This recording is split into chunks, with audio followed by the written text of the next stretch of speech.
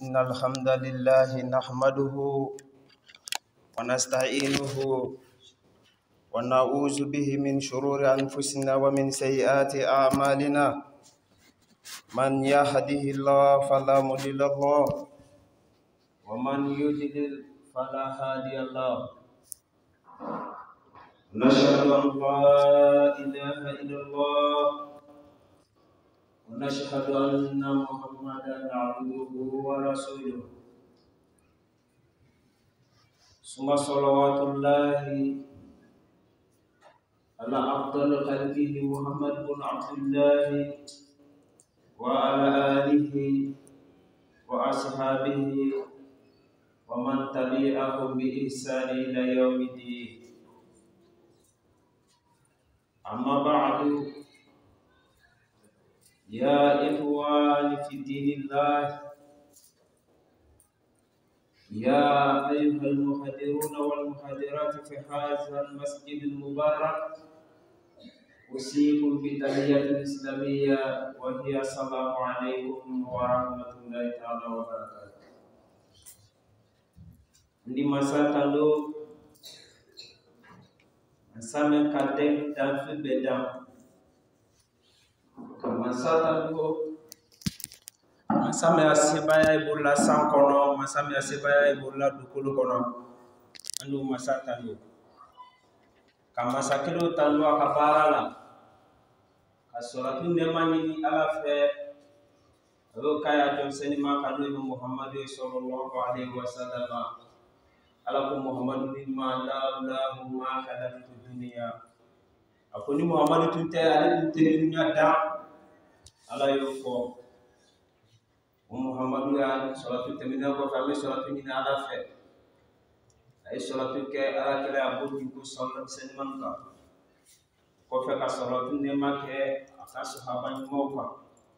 Ni mo ni mamen kibla ya tasla ka fukata si kiyamalu. Orang bali mal Al-Akara ni kem mankane, al-Balima kem mankane, al-Din kem mankane. Men lole, demanya kono, loni ma anna loya. Ate ko loni ne, ule ansea. Kom silamaya kono, silama ni tunda silama so kono. Nile kadoni lo ala kadina kono. Aye wajibiye, Ibo ko nyafo siamando doyo tunka dome Abrahama mena aditi mutakura kurayala ido do fanaye woda tuma dome odi o me aditi mi do faralaw ya tesirika wole an loni rondo ya note loni te wa ni tole funi kaba fofana ka bo juma to yule ne bola to yule ne koman temba tole odo kana juma selia amba den fe ka mobile fo ka duty fo ka mami fo wala tamini ko fedo silama jamaw anya billo mena bile juma londi anda ala tando masami ka bi juma bla on harje kono kama soro muname se ka ala tando aye bi juma bla on harje kono ni bodata ka se dotoro soula ido ada badde dalen soro wallahi ultise ka foy nyalu yara ma foni mo kake ni boda ko ase kaburul kono idua ko kaburu alu yara kamendo idua ko anyini itaye bimbulo masabaka an toya kabiran an kendela udanda la tando an mafenda ma kay bi dirana ben fana walenu mafinkala de ka toro akawulawa odo ala ko ludo hasibu anfusakum qabla an tuhasabu alalu yara kontebo yani alayna kontebo kuma ko roy mudi silama ikakan kisi kajate mina yakuluka adaba de yako wati kole amanja imela dukulun kanyawo nyaka sanke menen kele ni le banaw sorona dunya yɛrɛ tintiro ko odo ni ko min manya ka fɔ a wanyalen ni ko min manya a kɛcogolen an ka kan ka mun kɛ o ye mun di sisan yajibu alayna an natuba ila Allah adike wajibi da an kan sisan an ye tubi katrala wallahi John allo ka fili John ite foi watini fitini te na lo de ke kama ite mena iba kaba isi ma ko bara janya dolu siye nolu fodi nye ida fo ko ne tani te foi o do e jondi nabila Nuhu kana ka ala ya kila la se san keme konondo fu ko ase san keme konondo san bilo don ka jam san wa kele na yo ke ala ka dina bara la du ko ko ma be mimbi kala oho anu miniye ya anu ta sinere manja si fana menen dilan ma o fan kama fan be dan e binani ni bana tamina binan na o bana pe ato me o de hene e jangaro bundal la o do demsen anya janto an yero do ankara mo baldo be muram take ala si jandi uluma ndafo bi alhamdulillah ulu yoro me do bi ni mo bami ye nyuma ki tasi jam kono alhamdulillah ala kila wala fo sallallahu alaihi wasallam ako si do nyuma ada baden do si nyuma ti momin ka fisani beye wule man tola umuruhu wa amala salihah asi janyada apana ka bara nyuma wule mo nyuma da bana ile si janyada bara nyuma maye rabbono kan kisi malamu ka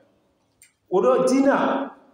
fu moyi chesiri kala ka dina nyanyini telekili kote dimso le kan ki jantu yerero ka dina nyanyini ka dina lo kala batu chobolo ni mamelo karamol manyini ka fasalu ahla zikra in kuntum la ta'lamun alu lonnal manyini ka alu temelo dina kono e dile kisi ka boya ko alma mife walma ko lonna do fe ka dina nyanyino fe ima kono do fili ka yoro do ima wolo ki wuli ko wa manyini ka o malo ya ilela bo ke molaw ibo sesenya ya ka ko ki yerel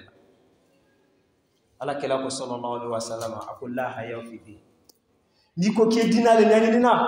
malo ya bla iwa dina nyanyini ikadina nyanyini idala soro ala ko hadisi kudusi kono ako fa'rifuni qabla an ta'buduni alune ala lon yani aluyem batu odo nyebi kuruda so kono kasoni yiro ala mo kara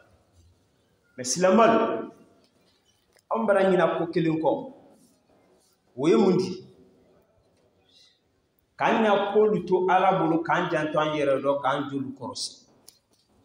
amara nyina ko bi surtout demsen dinan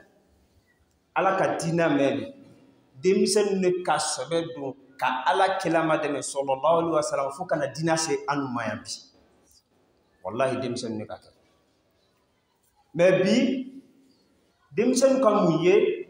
wole na folo wallahi demsen nyana folo la nyo kebra moto sa wote tenebulu fon fana ka moto ti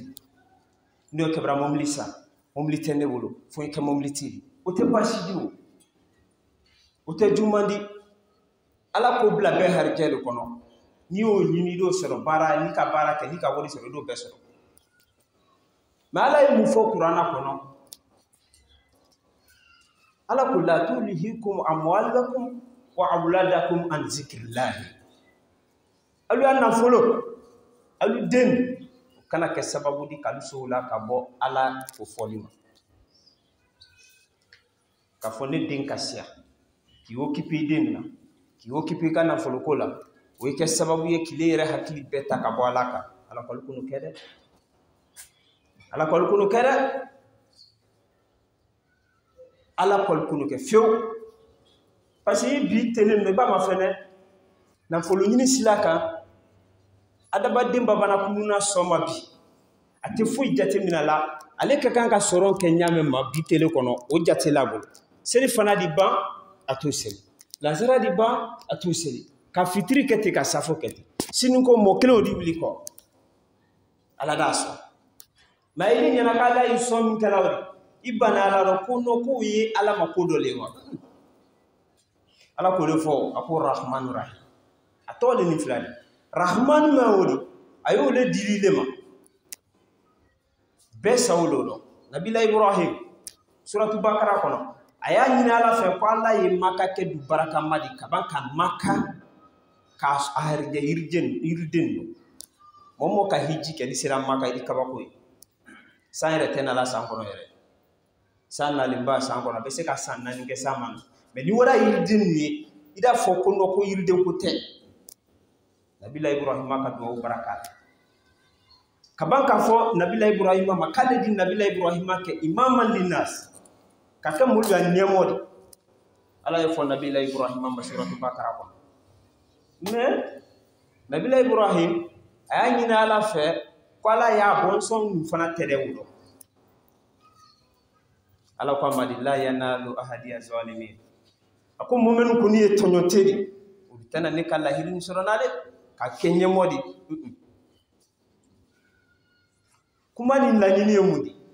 ile me bola tini banala la isola nyefe kana kuma die afo wodo sisen sa nabila ibrahim abolo ala ko mayo abasite iko nyalu harje nabila ibrahim ka condition la wala ko no ku ka albonson harje o to ala ko no limana ya jomba be mali mana ne ala ma nda peso sanumati uhu kalila akwadi fitine ndal malida munta wala dunya nu kono be ni kiyama sira mun ka kan ka ke adu la fi jahannama ko aban alhaakum wa takasuru hatta zurtumul makabira ala yel fode katuka na fulu jate akasia katuka na fulu jate akasia wallahi moledu kulun kambi sayyidina usman bin affan otu yen na fulu ti ala kila tin la sallallahu alaihi wasallam ayala kan na fulu bebe ala kila tin ma men na fulu ti an ka du kulun kambi la gineya ali kudan na ya na fulu ti ya bi taka sa nabila sayyidina usman bin affan ta akasia me kuka na fulu jate akasia wala baratura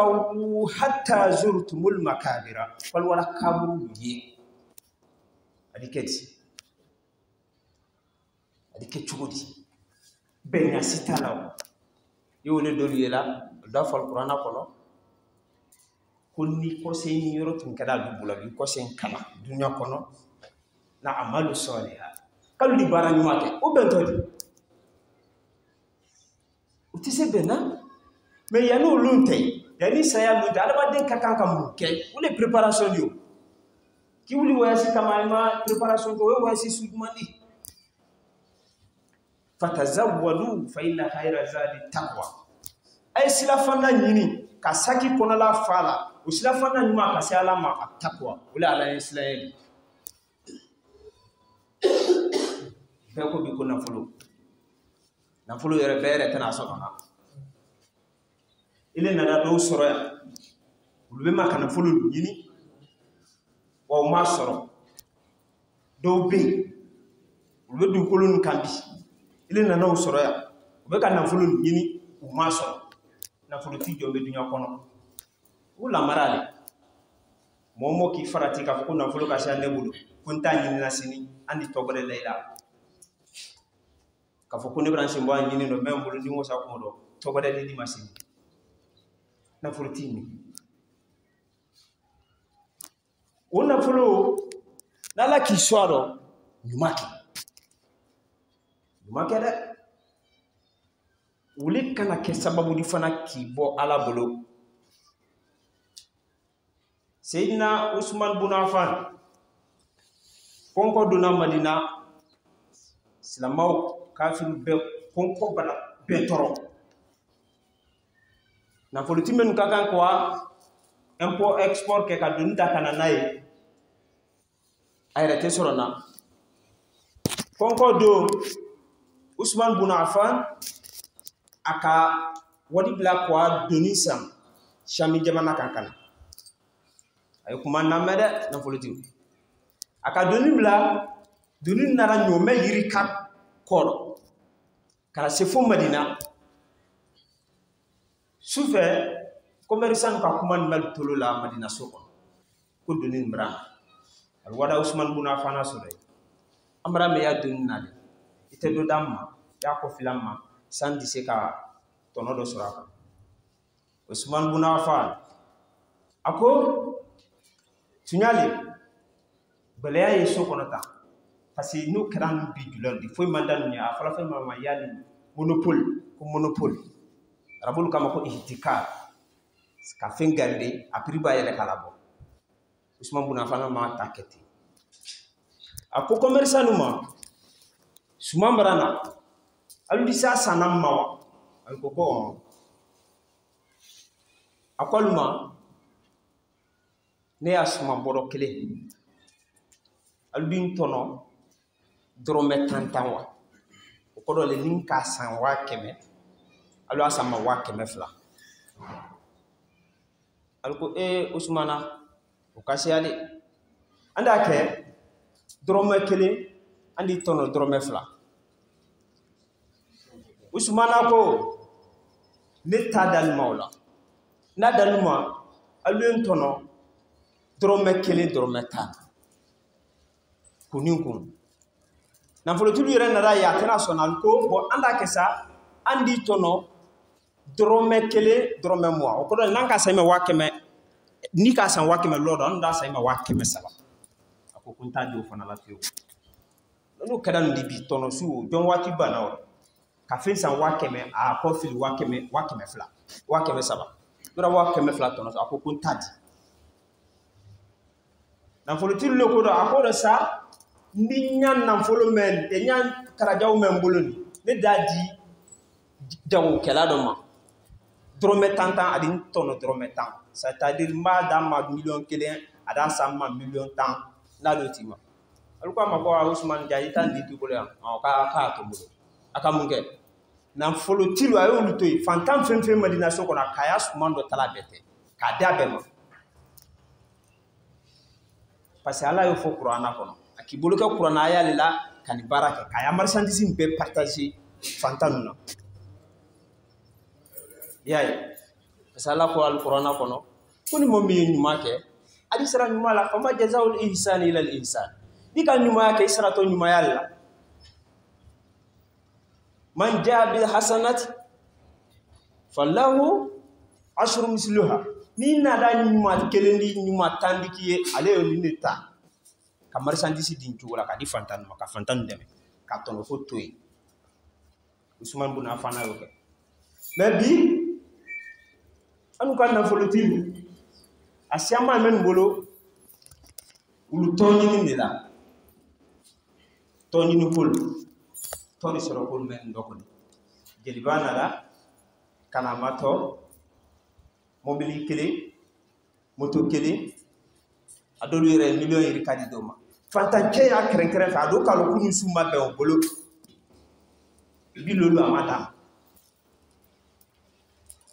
ma fuy doma jelban na rate ko ka songo ala doro ay million yiri kanta kadam min bi anwa dinar wala mi ala do ko inna masadaqatu lil fuqara ni saraka bola adi fantan ma ala masaraka bla dina do foy kama seti yese fente menye ko kefeni ka tora ta kafa nan tin kala to di soro ko meno parrainage marrainage anu yindi la tro ko ngolele en fait ko kan ke parrain ya bunya do ha samedi do an kan nyombe il kele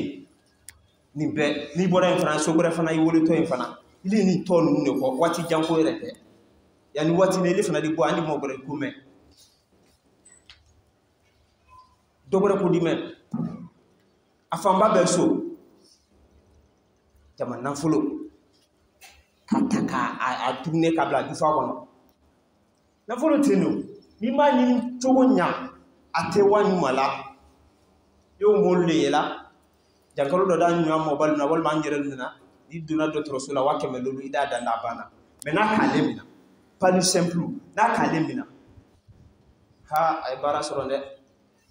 wule jamana ngona pas du simple ban tolmina wa kemelo lu abana ibe kende akati ya kulfe mais na kalemina fu maro funa wadai ni sekere fana ordonnance medito na na da jatemina ka fuko afanya o million billion ko amaba fanta cheida fa torole ala kala ko sallallahu alaihi wasallam akadi sa ko wallahu fi auni al-abd ma tamma al-abd fi auni hakim ko ala ya jonde menale madama ni jonyo kan ka de alo de men kala gan ya ko ka de seda o tey atay ali mole nari fe suro sutura bulu maka fo kenye asetile re fana nyame dona me abola tayada ma yisi yala ma fana sini wallahi baso ala dadima ala ko fo man yukridullah kadan hasanan falyudaifu akun joni sene ala dondola bi fantan kebrani suro ka dama kasi nyedi bido joni sen dondola ne ala itadila ne mo yadi fantan chema ba falyudaifu ino mendla ma ni wake mali ma jiri kadima fantan che wadi le suro kumbare man deme ndi musulman kan wal man dinke man kan ado trosula de trol ko waka ma flan ne re no nyesane ma nyedi ma malo imande me makka yalo ay waka me flan drone demande kasoro million yiri ka gadde li bolo bongo no waka me flan pay e ka wa bilol ta ko dama ima demande e ka nyabale dama sabula ni le tunki lo ali waka me flan ko kunko le ati se mo bre dala ko do le temi wa do tama folo mun awato me kala tourner wala mun tem do trosula ko fe ile tunkan ka keme flag badi mission yebilo do ablo katim dolala a tamana nyeninga abo de poser adi timasel ni ko a yiri kay le bolay kanya bale dama ademe yinya be alama ala le jo sola anyi nyon deme na lay sonna folula kana jinka fo kile de kadi ala e katim be kande o tew ala ko alquran ko aldin olu na folo fitnatul lakum we fitina le la jarabil lo tesile kaluma fene yale be mu ke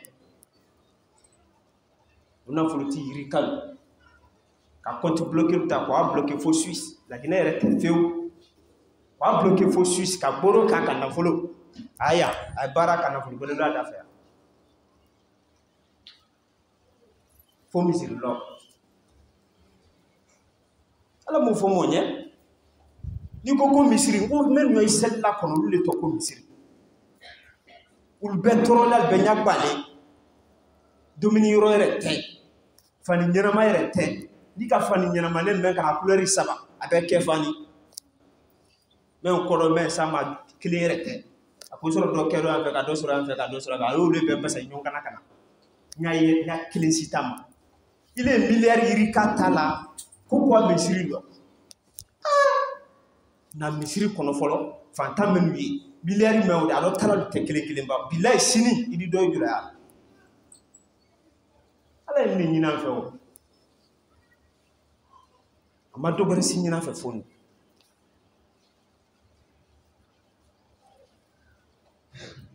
donc ala ya fa nyi nyon de ni nyuma ya de wala ta'awanu bil udwan wal ism akini nyon de me toro kul ni ala kuta kulla ani ça fait du monde kulla o may ki nyon de me ala ni nyina fa ala kila sallallahu alaihi wasallam ni atumana de men sila di anumaya dinatul tay ala e kila mo keme sabantan sabamina na malula na ko pasi Kenya tay akalula na kundolla doba boy una bla la roma doda tay ko fo kana se ala kila ma sallallahu alaihi wasallam ka kwal ko katim nabi wala kila nana ala ko ma wa ma arsalnaka ila rahmatan lil alamin alamina mawdi an yara adabadin kilinte ko ka ke hinay dalfin jon an bayaro to bul ko bi ko droit de l'homme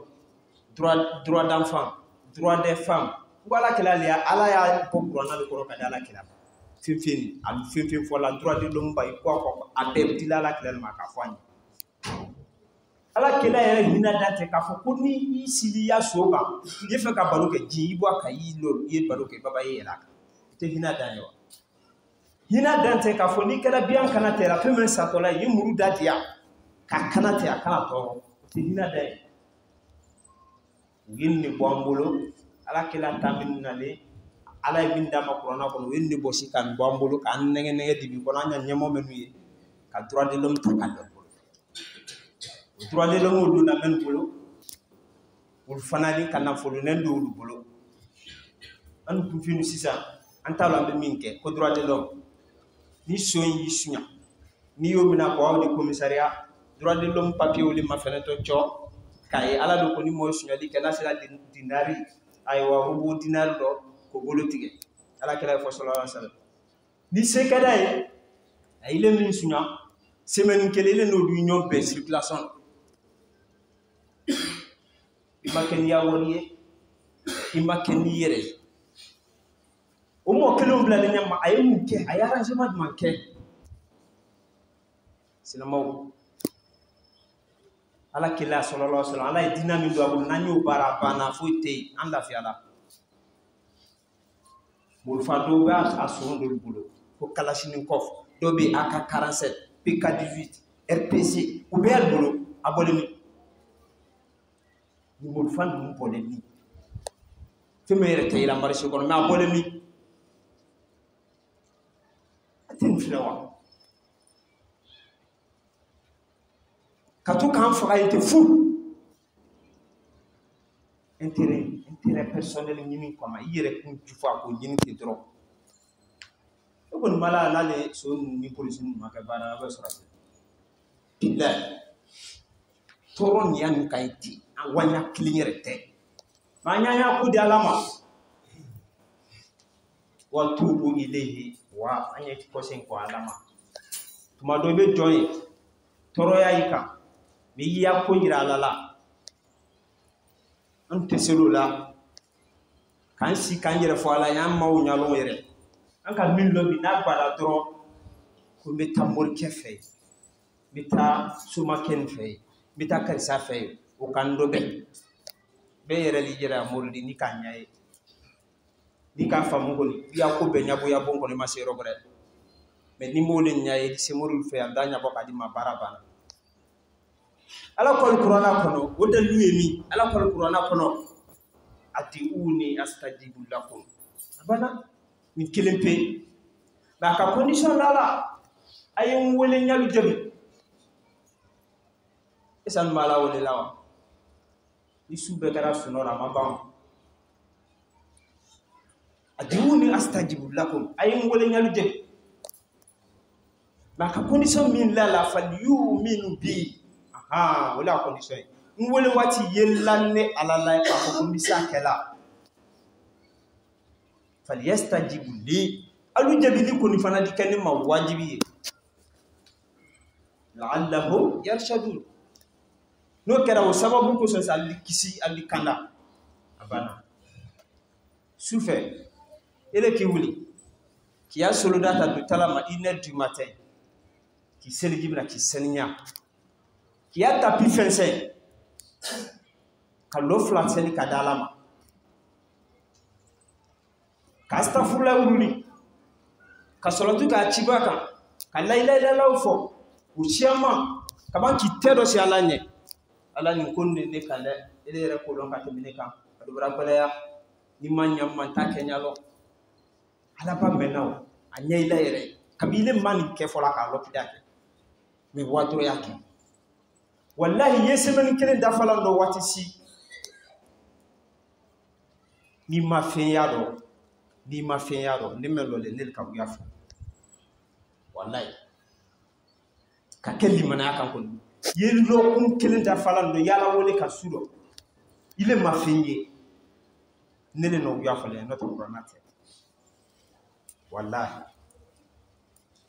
wa un problème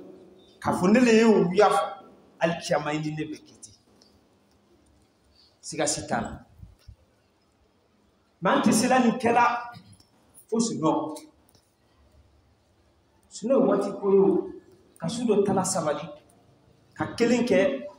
dimbaya fe ka kelen ke alabatula ka kelen ke suno abana sulusul laylu men fola lelen tila ko saba niye ni ken derli la sise ni na lebi noro solo ali mol binna tolaye bula jana da fo ko mena yo ala ko be yini nyaka ne mu kante de qur'an ali ka fo simamuhum fi ujuhi min asar sujud le ma fo de ala ko ni ka silama nyuma yi ni kan na tolaye bula jana ida to masire alutindak nyadala min asar sujud alu sujud men kala ni ala jere ma jimenu kala ida lo ka fo ko silama nyuma na tolaye anten kalaw be nyagbale million kilomètres bolo ko fa ka ketain wodo sebele tembema be ko ndi balo solo be ka ke milliard irikati wal ma million irikati o tembe har jey zalika fadlullahi yuti man yasha wallahu zu fadl azim abana fendo bi akasiamamba ala to dila bema modul le krekere ko duluma ul fana ma krekere ko duluma bansandi barale dolal bolo misi le bolo han tan wal ma keme trois olo da fale ya do han da banani ni senele ila da ba flawo o dise kitawnya wal ma ya da ba lolu o dise kitanya me barima do e sere tay na ya nan banan do ya kan ko sene ni de ba kilim da do nan ba on sene kramo gal na ma fi makininche barabane misi o be baraka siaman dikuni mano kafuku misi kasha ala ye min fo ni ne kuso ka siaman ta ka dile ma toroba to do keren fe sama basi de ba kelem la wa maden ne buru moy si de ba ya buru peri lolu kelen ye utali a senekela sama basi ay mollu takela babo dobra wa de ba obla lolu ma asiya ya kunni na volotiro asiaman didile fana ma kunni alaw dole duma ferkeyu layele akune flen doy ko fe abla yefe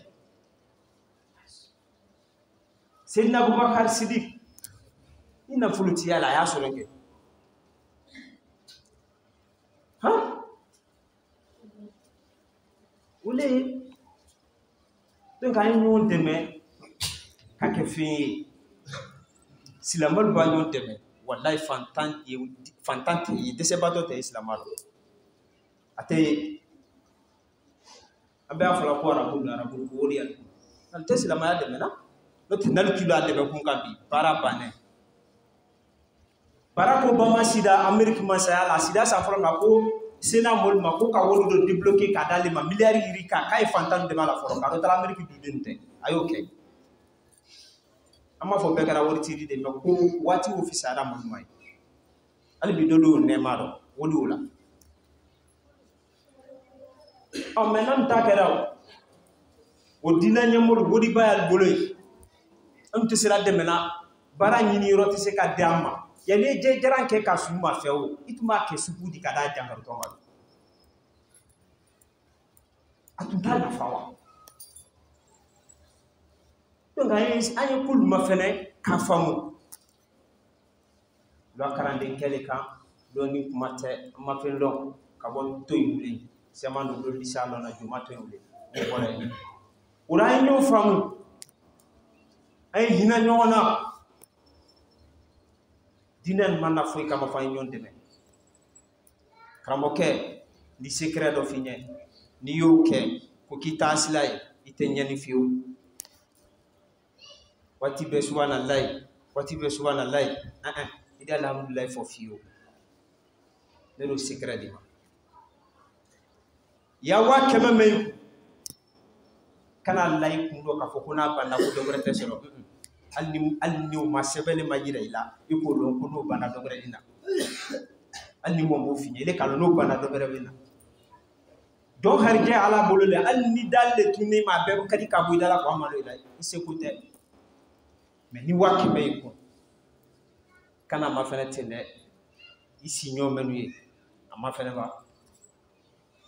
wati ndoro yafo afotu manale yetu watango wala kala tere tete kana foli nyina atayere innama nutimukum li wajhi llahi la nuridu minkum jazaan wala shukura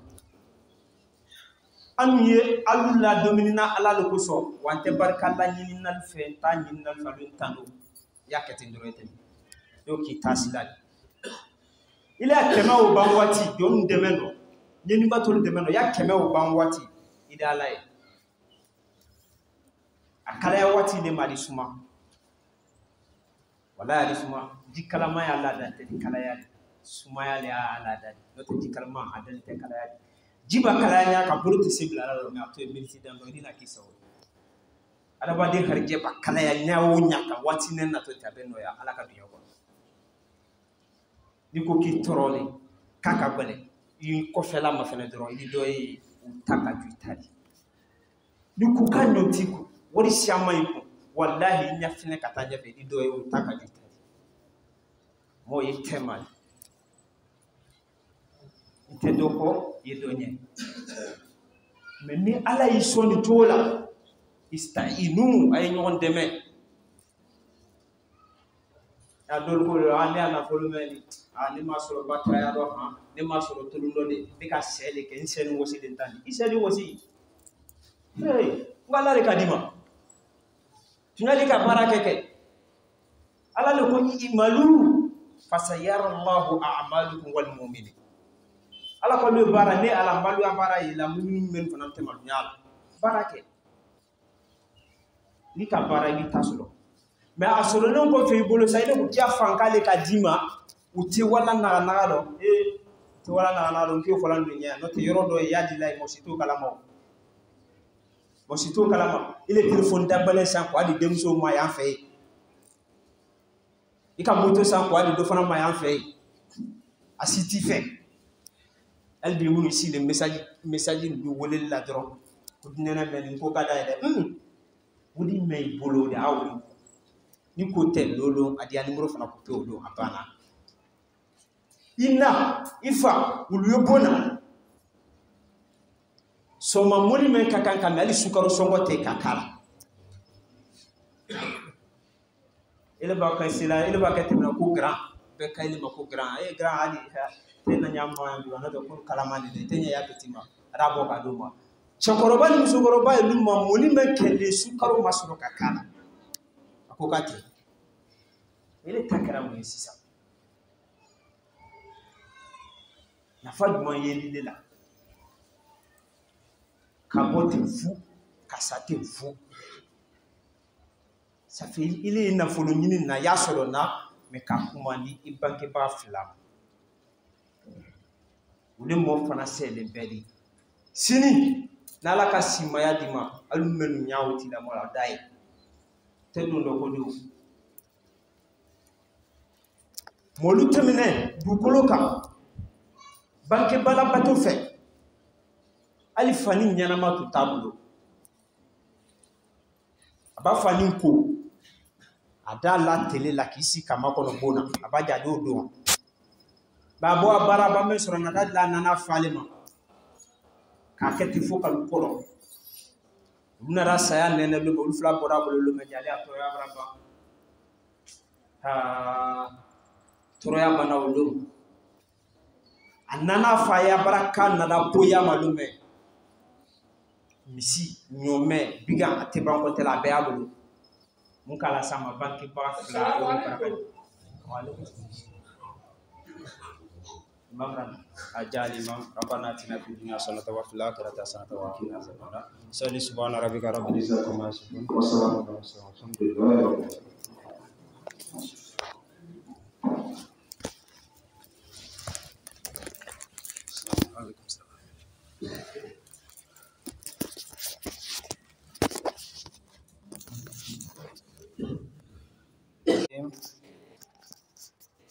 إن الحمد لله نحمده ونستعينه ونعوذ به من شرور أنفسنا ومن سيئات أعمالنا من يهده الله فلا مضل له ومن يضلل فلا هادي له نشهد أن لا إله إلا الله ونشهد أن محمدا عبده ورسوله ثم صلوات الله على أفضل خلقه محمد بن عبد الله وعلى آله وأصحابه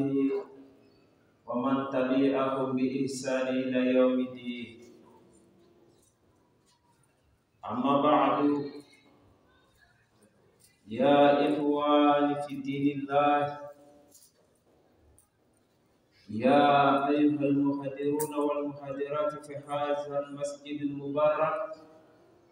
أوصيكم بتحية الإسلامية وهي السلام عليكم ورحمة الله تعالى وبركاته. Di masa lalu,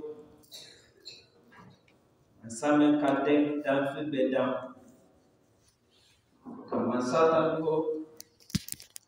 sama asibaya ibulah sangkono, sama asibaya ibulah dukulu kono. Anu masa lalu,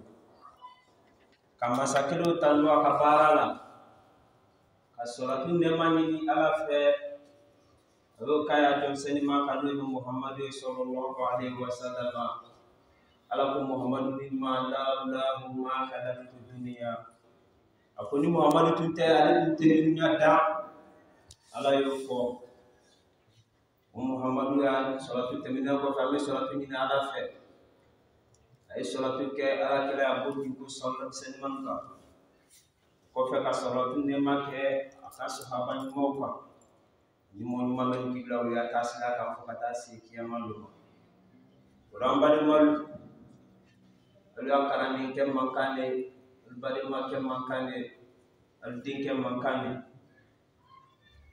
nan lole temanya kono loni ma anna loya te ko loni ne ole ansia kom silamaya kono silama ni tunda silama so kono nile kadoni lo ala kadina kono ay wajibiye ibo ko nyafo ni ko nyafo siamando do yo tunka do me abrahama mena adite muta kura yala ido do fanaye woda tuma do me odi o me adite mi do faralaw ya tesirika wole an lo ni rondo ya no te lo ni te wa ni tole funi ka ba fofana ka bo juma to yule ni bola to yumle ne commande temba tole odo kana juma selia amba den fe ka mobile fo ka duty fo ka mami fo wala tamini ko fedo silama jamaw anya billo mena bile juma londi anda ala tando masami ka bi juma bla on harje kono kama soro muname se ala tano aye bituma blanc de kono ni bodata ka se dotoro soula ido ala badde dalen soro wallahi ultise ka foy nyalu yera ma foni mo kake ni boda ko ase kaburul kono idwa ko kaburu alu yera kamendo idwa ko anyini itaye bimbulo masabaka an toya kabira an kendela uranda la tando an mafenda ma kay bijirana ben fana walenu mafinkala de ka toro akawulawa odo ala ko ludo hasibu anfusakum qabla an tuhasabu alalu yera kontebo yani alayna kontebo kuma ko do yimudi silama ikakan kisi ka jatemina yakuluka adabade yako wati kole amanja imela dukulun kanyawo nyaka sanke menen kili ili banaw sorona dunya yere tintiro ko odo ni ko min manya ka fo a wanyalen ni ko min manya a kejolen an ka kan ka mun ke woyi mun di sisan yajibu alaina an natuba ila Allah adike wajibi dan kan sisan an yetubi katrala wallahi John allon ka fili joni ite foi watini fitini te ina lo ke kama ite mena iba kaba isi ma ko bara janya dolu siye nulu fodi nye ida fo ko ne tan te foi o do e joni nabila ino kana ka ala akila la se san keme konondo fu ko ase san keme konondo san bilo don ka jam san wakile na yo ke ala ka dina bara na ko ko ka ma be mimbi kala oho anu miniye ya anu ta sinere manja si fana menen didan ma o fan kama fan be dan e binani ni bana tamina binan na o bana pew atome o de hene e jangaro bondal la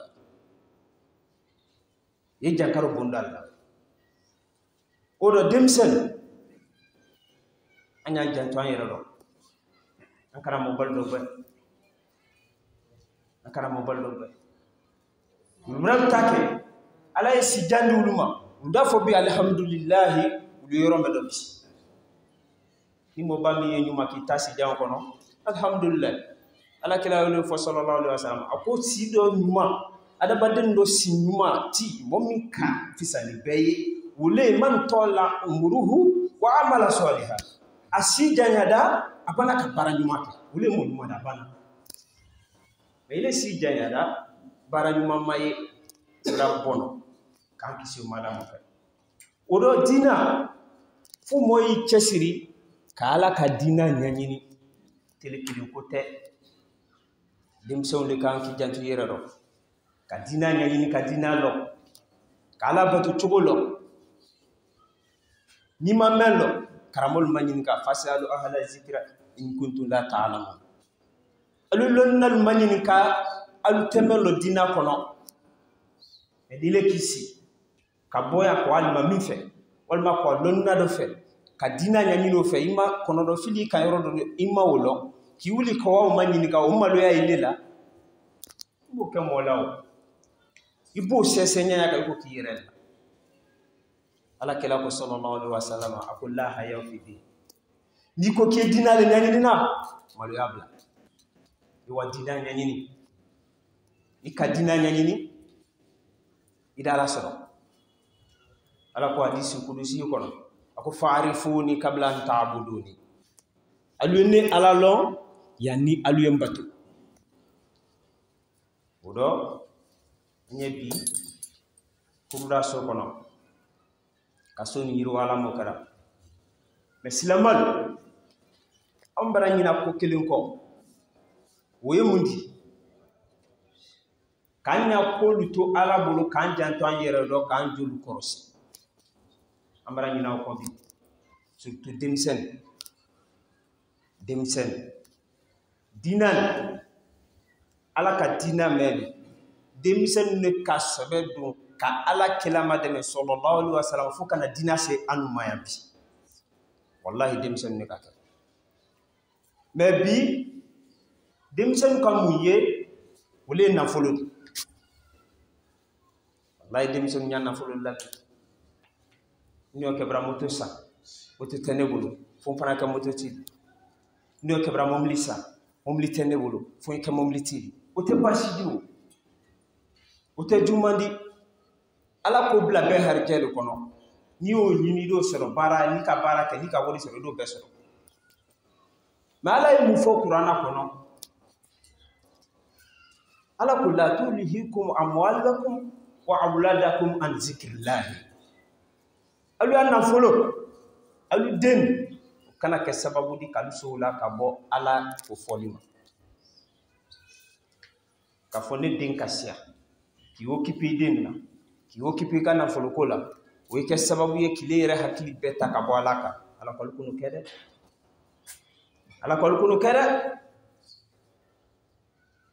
ala kɔlikunu kɛ fiyewu parce que bi telen no i b'a ma fɛnɛ nafolo ɲini sila kan